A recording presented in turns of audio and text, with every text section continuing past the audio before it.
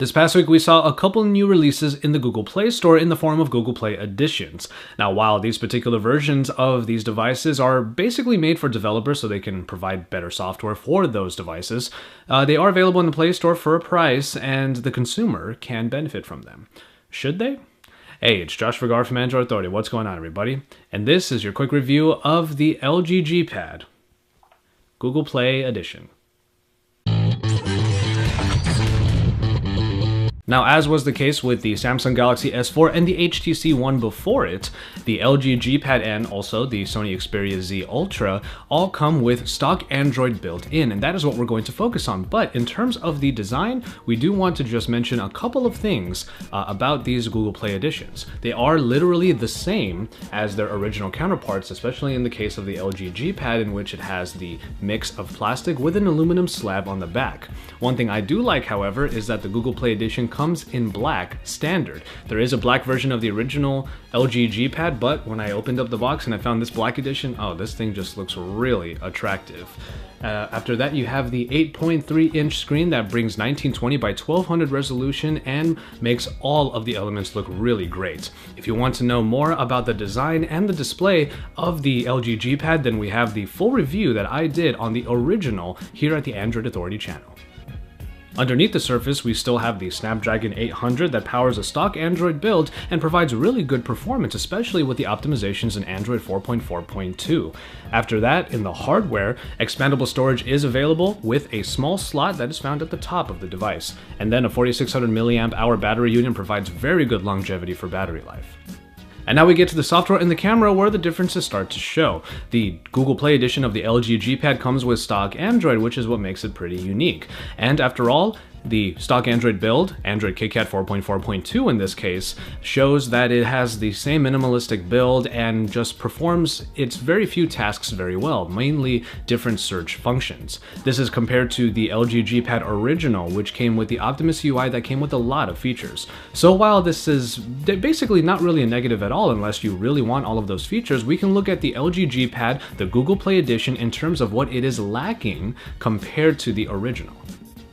It's pretty obvious what things are different between the two once you bring down the notification shades. Of course, the stock Android build has just the original shade and then the flip over for the different power widgets. However, in the LG G Pad, you find that it has a lot of space taken up by its own version of the power widget, and this includes not only all of the different toggles, but also the Q apps. Yes, the Q apps, the Q slide apps rather, are what are missing here, and while they did bring a lot of extra functionality in terms of multitasking with small overlays over what you're already doing, it is definitely not available in the Google Play Edition.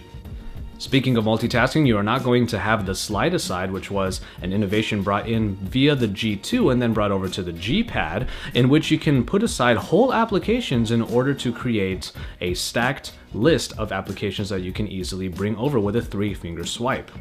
No, in the stock Android build, the Google Play Edition of the LG G Pad, your multitasking will be relegated to just using the recent apps button. And actually, in that regard, it doesn't perform very badly at all. It is about as fast as it should be and allows you to multitask between apps pretty easily. Actually, the only thing that I would view as a bit of a loss is the lack of the knock-knock.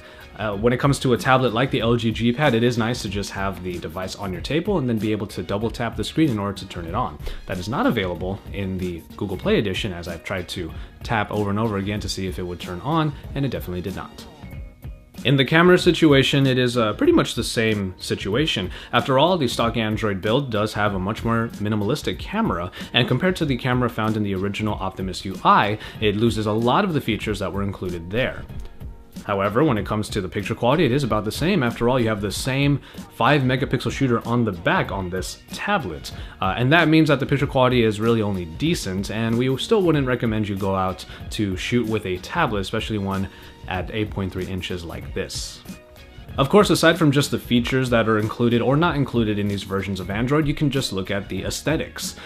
The Optimus UI is pretty in your face when it comes to all that it can do, and it might take on a pretty utilitarian look.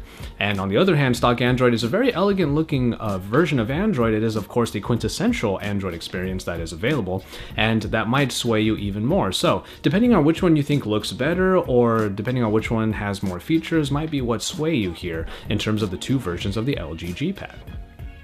But compare this to the Nexus 7. Now we're going to have a full comparison between the LG G Pad and the Nexus 7 coming pretty soon. But what I can tell you right now is at about $100 more for the G Pad, what you're going to get is not only a larger screen, though with the same resolution, you're also going to get expandable storage, which is something that the Nexus line often doesn't come with. And in that regard, I do think that this is still a pretty valid value, especially for those two additions and those two enhancements that you could pay an extra $100 for. And so there you have it for this quick review of the LG G Pad Google Play Edition. Essentially, it is the original G Pad, except it comes with stock Android as its software. So if that is the only difference, then that is what will sway you. Luckily, both come at the exact same price. As always, thank you guys very much for watching, and keep it tuned to Android Authority for all of the best coverage, from our reviews to our event coverage, as CES is right around the corner. But until then, happy holidays to all of you out there, no matter what holiday you celebrate, and keep it tuned to this channel because we are your source for all things Android.